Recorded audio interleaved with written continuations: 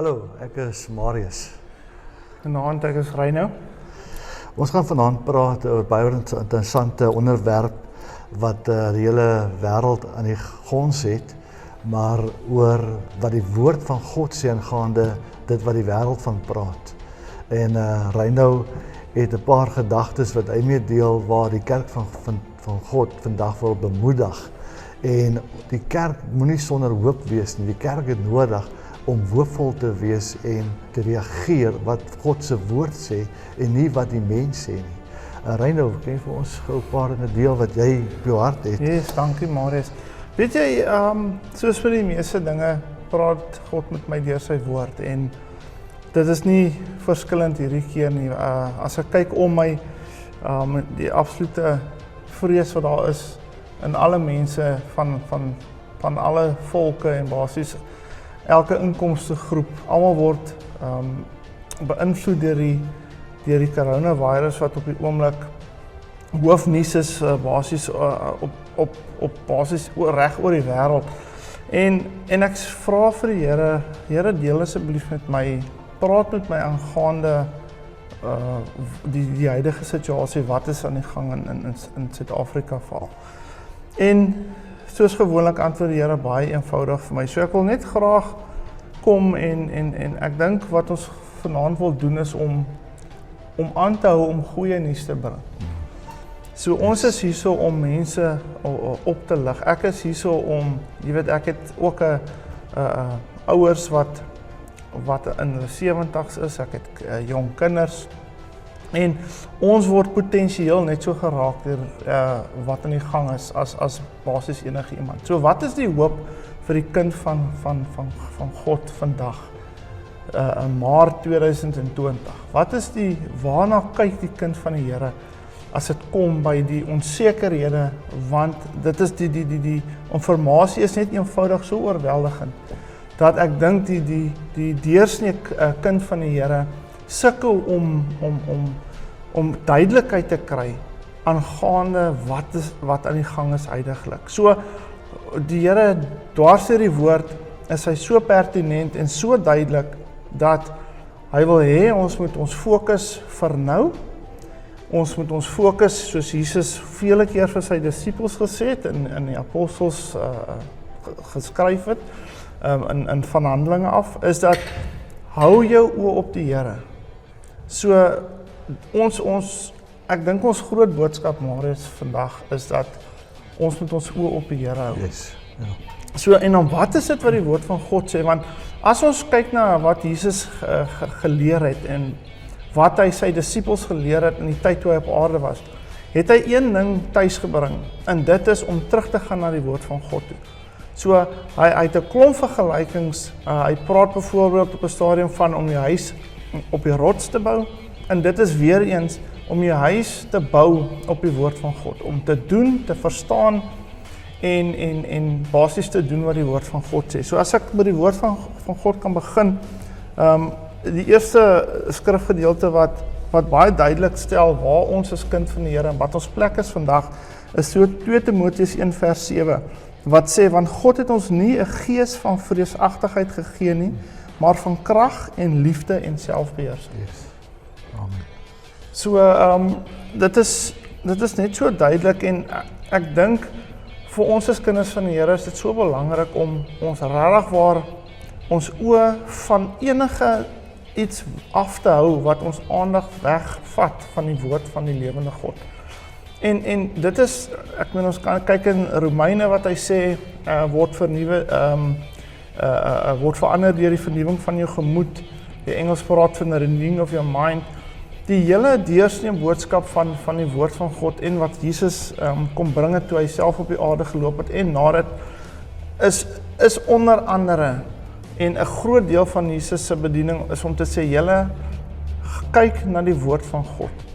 Die woord van God is sy hele karakter, die woord van God is sy integriteit, die woord van God is die waarheid. Hy het so ver gegaan, koning Jesus, en hy het op 'n stadium gesê, hy sê, my woorde is gees en is waarheid.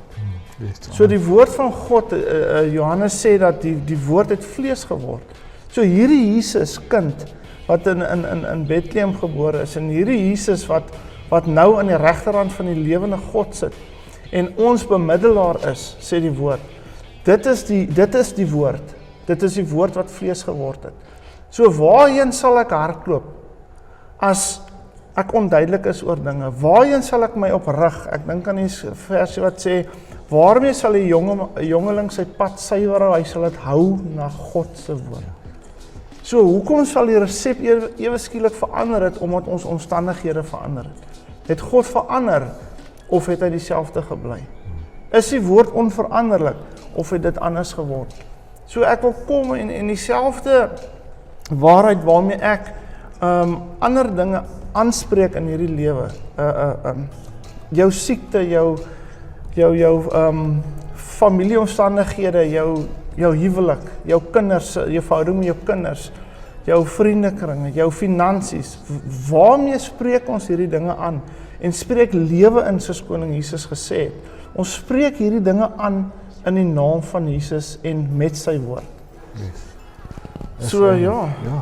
Ek dink aan die skrif wat jy nou van praat van aan Josua 1:9. Hy sê, onthou dit is ek self wat jou hierdie opdrag gee. Wees sterk en vertrou my met alles in jou.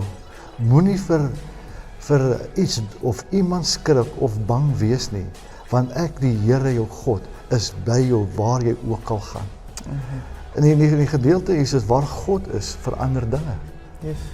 Waar God is, verander dinge. En as dinge gaan veralleenig begin verander, wanneer ons begin staan op die woord van God. As God sê, moenie vir iets of iemand skrik of bang wees nie, dan bedoel hy dit. Absoluut. Dat ons nie bang moet wees of vir enige iets nie.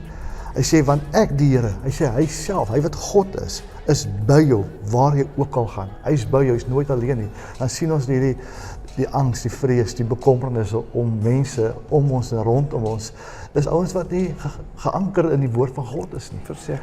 En ons het nodig as kerk en as leiers en om mense weer terug te bring wat God se woord sê, om weer geanker te word met God se woord. En wat hy spreek, moet ons spreek. Ons kan nie iets anders te praat nie. Ons moet praat wat hy praat. En as hy gesê dat hy is met ons en ons hoef nie bang te wees nie. Hy self die een wat by ons is. Waar God is, verander dinge. Amen. Ek dink net toe jy sê dat ons moet sê wat hy sê, ek dink is Jesaja wat hy sê in Engels, hy sê, I'm watching over my word to perform it. Ja, yes. Dis wat God sê. Ja. So hy sê, die Amplified sê, he's actively watching over his word to perform it. Ja. So moenie dink God sit in slaap oor sy eie woord nie. Yes. Die heelal sê die woord van God is gebou op die integriteit van die woord. Yes. Met ander woorde, alles word in stand gehou. As jy regtig waar amper wetenskaplik daar moet begin dink, dan moet ons besef dat ons liggame, elke molekule en sel, die son, die wentelbane, die planete, alles word in stand gehou deur die woord van God. Yes. So hoekom sal 'n mens nie gaan na wat die woord sê aangaande jou situasie nie? Ja. En die woord is duidelik, 2 Timoteus, hy sê, die gees wat ons gekry het, daai sekond toe ons wedergebore is die gees van die lewende God. En daai gees, sê 2 Timoteus, is nie 'n gees van vreesagtigheid nie. Ja. So wat binne in jou is dink daaraan as om te lewe van binne af buite toe. Ek dink baie keer wil ons graag hê dinge moet van buitekant af binne toe gebeur, maar ek dink die skrif is vol van woord wat baie pertinent vir jou sê dat daar 'n groot amazing ding gebeur het binne in jou. So ons as Christene moet nie van buite af binne toe leef nie. Ons moet gaan uitskep as dit ware.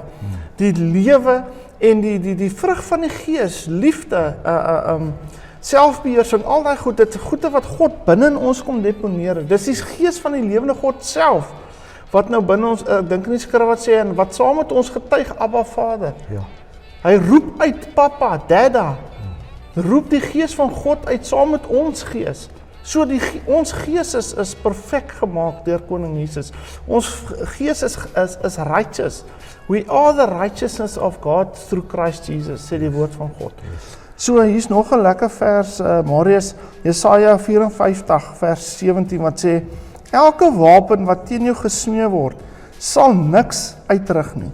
En elke tong wat teen jou opstaan in die gereg sal jy weer lê. Ja. So ons het 'n bietjie vroeër gesels hieroor. Ek dink ons voel baie keer dat God moet kom intervene. Ons voel dat die Here moet nou iets kom doen, maar hierdie skrif is baie duidelik. As daar iets is wat teen die woord van God praat, is dit ons as kinders van God se reg en se plig om daarteen te praat. Ja. So ek sê nou vir jou, dat daar sal geen pes sal naby my huis kom nie. Ek sê vir jou dat die Here beskerm my. Volgens Psalm 91 sê hy omvou my met sy vlerke. Hy sê as hulle 1000 aan my een kant val en 10.000 aan my regterkant, maar my sal aan niks oorkom nie. Ja. Jy weet, ek dink aan Psalm 103, ek sê dit nou in Engels, hy sê, bless the Lord, O my soul, bless his holy name, and forget not all his benefits. Ja. Psalm 103, en dan sê hy, you heal your diseases and redeems your life from destruction. Dis die God wat ons dien. Hy sê eintlik daar, don't forget your benefits. Don't forget your benefits. So wat is jou benefits as 'n koningskind? Jesus het baie van die koninkryk gepraat. En ek dink nie die disippels toe hy daaroor gepraat het altyd die volle openbaring daarvan gehad nie. Maar naderhand met die uitstorting van die Heilige Gees, het hulle begin een en een bymekaar sit. En hulle begin, jy kan dit in Paulus baie duidelik sien, hoe hy die briewe skryf aan die verskillende gemeentes. En hy maak dit pertinent daar, dat ons is nou koningskinders, maar ons is koninkrykskinders. Met ander woorde, ons kom met sekere byvoordele. Yes. Jy weet, saam met die pakkie, dis amper soos 'n kar wat jy koop en jy kry 'n serviceplan en jy kry 'n warranty. Jy weet, en jy kry ouens bel jy nou en dan en jy kry geskenkies. Jy weet, dit is alles byvoordele wat ons kry as kinders wat in die koninkryk funksioneer. Maar as jy kan nie in die koninkryk funksioneer as jy nie in die woord funksioneer. Yes. Ja, laat my ding in hierdie gedeelte in Psalm 34 vanaf vers 4 tot 6. Hy sê, maak die Here saam met my groot. Laat ons saam sy naam verhef. Wat is op die mens se lippe in die afgelope tyd? En dit is skrif, as die mens so baie corona noem oor hulle lippe en die vrees, hoekom kan hulle nie die naam van die Here groot maak en sê, Here, U is my God, U is my voorsiener. Hy sê hierso, hy sê vers 5, ek het die Here gesoek en hy het my geantwoord en my het al my vrese gered. Wanneer jy God soek, dan deur gebed, deur worship, sal God antwoord en hy sal jou red uit al jou vrese. Ons het nie nodig om bang te wees nie. Ons het nie nodig om angsbevange te wees nie. Want die woord sê, groter is hy wat in my is, as wat hy wat in die wêreld is. Met ander woorde, as hy vir my is, dan is hy ook by my, en hy sal alles wat my aanval, of wat tot my kom, om my vreesbevange te maak, angstig te maak, sal hy my beskerm teen, maar my fokus is nie dit wat daar buite is, my fokus is op hom. Hy is die verlosser, hy sê verder, hy sê, hulle het hom aangesien, en gestraal van vreugde, en hulle aangesig hoef nie rooi van skaamte te word nie. En hulle het hom aangesien, wanneer jy die saal van God, wanneer hy oor jou kom, wanneer jy in sy teenwoordigheid is, dan straal daar 'n vreugde. Jy praat nie soos wat daar buite mense praat nie, het angs en bewing. Ek wil vir u sê, dat ons moenie ons oë ophou wat daar buitekant is nie. Ons moet ons oë gefestig hou op die woord van God en wat God se woord sê. En wanneer ons terugkeer na God se woord en sê, dan sal daar 'n vrede wees, 'n vrede wat alle verstand te bowe gaan. Die wêreld gaan sê, hoekom lag jy? Hoekom bekommer jy jou nie? Hoekom tree jy op soos jy optree? Jy tree anderste op, want daar's 'n vreugde, met die wete dat die Here as aan jou kan, hy sê hulle aangesig hoef nie rooi van skaamte te word nie. Ons sal nie beskaamd wees nie. Kerk, ek wil vir elkeen bemoedig om nie ons sal nie skaam wees nie. Ons sal nie rooi gesig hier weggaan nie, want die Here is met ons, hy is by ons. Hy is die een wat voor ons uitgaan. Hy is die een wat die pad vir ons gelyk maak. En die regs wat hy gesê het, ons oë sal ons aanskou, maar na ons toe sal die kom nie. Maar my hoop, wat my bron is, Abba Vader, my verlosser, wat by my is, wat in my is, waar wil gaan, is hy saam met my. Amen. En ek sit net en dink, toe jy praat van die vrede, nou, en dadelik kom Jesaja 53 op by my, wat sê, die straf wat die vrede meebring was op hom. En ons moet weet dat die basis hoekom ons hier kan sit vandag, is op grond van die prys wat koning Jesus betaal het aan die kruis van Golgotha. Daai volle prys, jy weet, dit is nie net die prys vir jou sondes nie. Dit is nie net die prys vir jou vrede nie. Dit is die prys vir jou, wanneer hy praat van vrede, praat die Hebreërs van 'n absolute staat van fullness. Hy praat van nothing broken, nothing missing. Jy weet, jy is satisfied, is Psalm 23 oomblik wat hy sê, jy is nie net vol nie, maar jou beker loop oor. Ja. So wanneer God kom, en hy stuur hierdie seun van hom, en Jesus sê, dit is volbring, dan betaal hy hierdie prys vir ons, wat 'n volle, eintlik wat dit beteken, die regte vertaling is paid in full. Ja. Dis 'n transaksie gewees. Jesus het die volle prys betaal. En dit bring my by Galasiërs 3:13 wat sê, Christus het ons losgekoop van die vloek, van die wet, wat deur vir ons 'n vloek te word. Want daar is geskrywe, vervloek is elkeen wat aan 'n hout hang. Ja. Nou dit is so amazing, want hierso sê dit baie duidelik, dat Jesus Christus het 'n vloek vir ons geword. Die Bybel sê dat alles is op hom gewerp, God se kwaadheid, die sonde, die siekte, alles is op sy liggaam gewerp, sodat hy die volle prys kan betaal, sodat ons nie daaronder moet leef nie. Nou, om regtig waar te sien wat die vloek is, jy gaan dit nie in die Nuwe Testament sien nie, jy sal moet gaan lees wat in Deuteronomium staan. Ja. Dit sê baie duidelik, peste, alle siektes, op 'n stadium sê hy, in alle siektes wat nie daar genoem is nie. So hy noem vir jou seker 15 siektes, en dan sê hy, komma, en alle siektes wat nie daar genoem. So die koning Jesus Christus het die volle prys betaal, selfs ook vir hierdie dinge waardeur ons nou gaan. Yes. So dit is nie uitgesluit nie, dis ingesluit. En ons wil graag die waarheid vertel aangaande dit vandag. Koning, die woord het nie gestop in Februarie 2020 nie. Hy is net so aktief op die 18de Maart 2020 as wat hy was die dag toe Jesus sê dit is volbring. Yes, absoluut. Net as ek net aan dink dat dit wat daar buitekant is nie die finale sê nie. God het die finale sê. En as ons doen wat hy sê, wat ons moet doen, sal ons nie beskaam staan nie. En as hy die prys betaal het, dit is klaar, dit is dan. Dit is niks wat ons verder hoef te doen nie.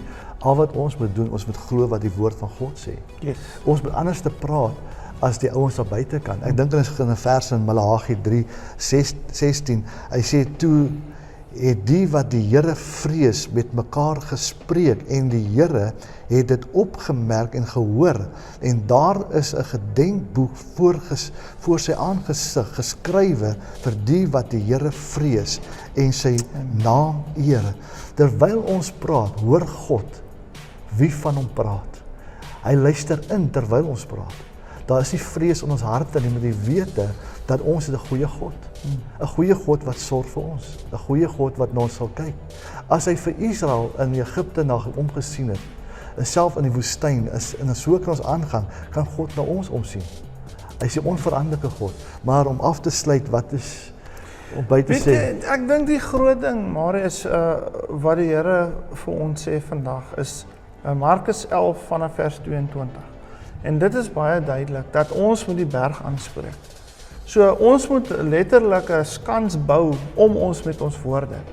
Ons moet sê, in die naam van Jesus sal hier geen pes oor my en my gesin kom nie. In die naam van Jesus sal ons vorentoe gaan en nie agtertoe nie. Jy hou daarvan ook om te sê, in die naam van Jesus is ek die kop en ek is nie die stert nie.